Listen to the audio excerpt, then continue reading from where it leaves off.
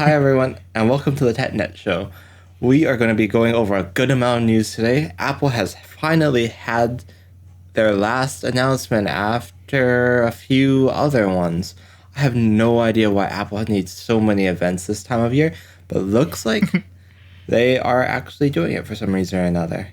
Anyway, let's get on with the event. So, Apple's event, they're probably going to be announcing their ARM MacBooks.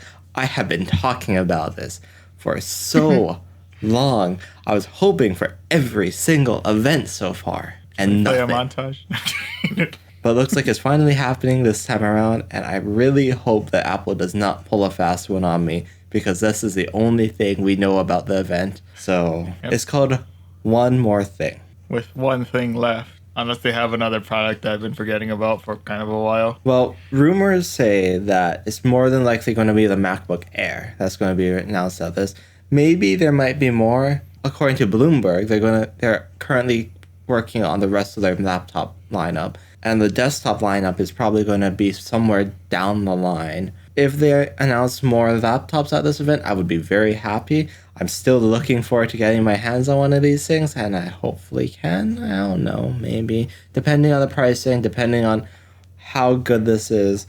But let's talk about this for a bit. Jared and I were thinking about this earlier. What we think Apple's going to really announce about their ARM Macs this time around. The performance of these chips are supposedly going to be at least on par with what's currently available. What I was thinking earlier was, wait a moment. AMD and Apple have had a pretty good relationship lately. They had graphics cards that are inside of their MacBooks that are all AMD. So there's no way that Apple did not see Zen 3 coming.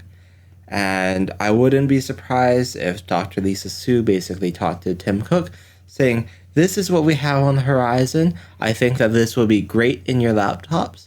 But I could also see Tim Cook being like, nah, we want to do this in-house. How's the performance on the MacBook going to be? Is it going to be good? Is it going to be, well, as good as Zen 3? Because Zen 3, as all of you guys know, if you guys watched our previous news video, is an amazing processor. AMD has done amazing things with this thing, unbelievable stuff with technologies that I have no idea where they got it from. Yeah, AMD is doing great things lately. And I think that if Apple just switched to AMD, there would be a huge performance uplift. Better heat, better, performance per watt. But Apple decided to do their own thing. They went with ARM instead. I think that the performance might be better than Zen 3. Personally, on the other hand, I can at the very least come to terms with the idea that it's at the very least on par with Zen 3. Admittedly, as it is a new technology, I'm not 100% sure that, as they say, comparing to what's out on the market, I'm personally not willing to make the jump that it's better than what we just seen with Zen 3. But I am willing to give, at the very least, or at the very most, the benefit of the doubt that we could be looking at performances very similar, if not on par, with Zen 3. I also have a big concern about this. My concern is if Apple actually delivers on their promises and they do release a chipset that's powerful, like straight up powerful. Like if they're able to do that and have better battery life in the process, like how do other people compete? What is Dell gonna do in order to compete with a laptop that has a few hours more battery life during high performance tasks and performs better than it? Yeah, I could definitely see that concern if it overperforms.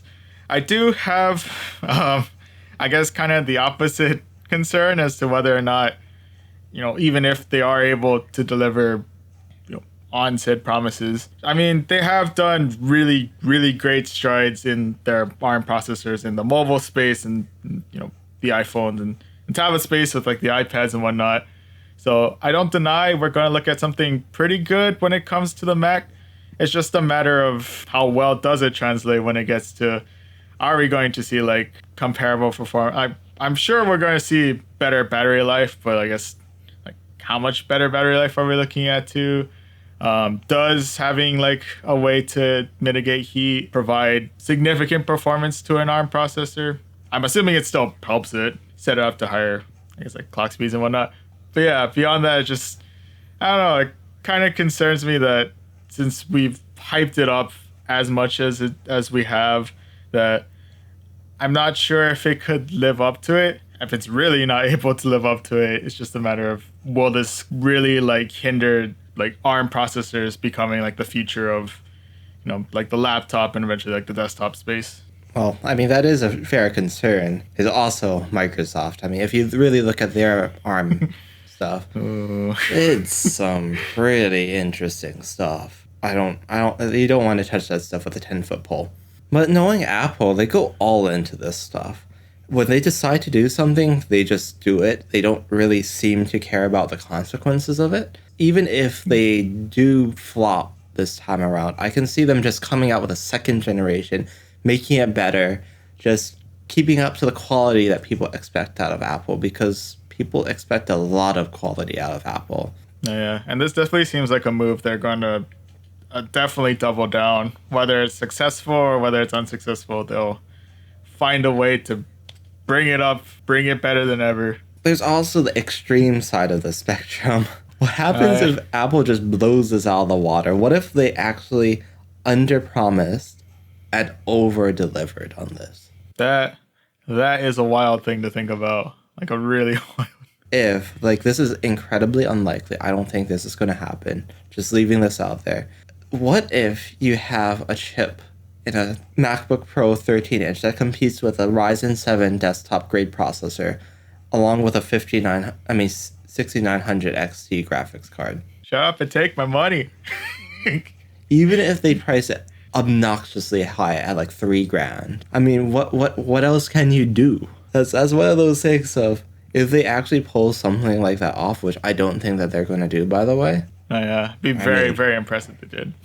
Every PC manufacturer out there just better close up shop, because they're not going to be getting any sales anytime soon. Because at that point, it turns into Apple's great for like creatives and stuff like that, to why would you decide to go with anyone else? Apple's just great.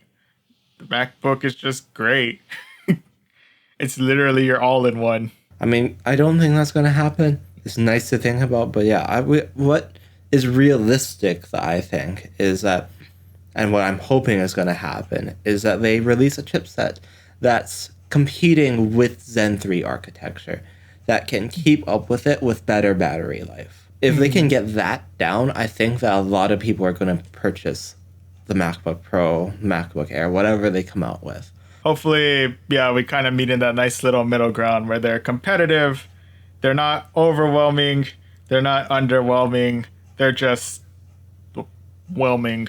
So in order for them to do that, they would need to have more performance than the Zen 3, because there's going to be an emulation layer on top of that. For you, those of you that don't know what emulation is basically a translation layer. Like if someone was speaking Japanese to me, and I don't know Japanese, so I need to have someone else in the middle to tell me, hey, this is what this means in that language. And, there's this back and forth. It's not direct. We don't really know what each other's talking about. There's some issues in the translation. Things don't really talk properly. That's what emulation basically is. That's probably a very bad version of how to explain what emulation is, but I'd say it's close enough. You would need more performance than Zen 3, which means that when ARM becomes more prevalent, and applications become more optimized for ARM, it would overtake Zen 3 in the future. So hopefully it's going to currently outperform it by a very slight margin, but the margin will increase as applications gain more support, more optimizations, and, greater functionality. Only time will tell, I guess, to see exactly what goes on with Apple and their further adventuring into ARM in the main computer space. And I guess we'll have more solid talking points. I believe you said November 10th? November 10th. November 10th. Be on the lookout for that one. We will definitely be covering this event. So subscribe, stay tuned. I'll all be right here. Right over here. We're going to be sitting right in front of our computers, right in front of our cameras, November 10th. Well, let's talk about the other CPU company that no one likes talking about these days, Intel. Fortunately, this time it's not about their CPUs. It's about the GPUs, which honestly I think is pretty impressive. So their Z Max GPUs are starting to arrive in laptops, right? Yep, it's going to be debuting in 3 specific systems.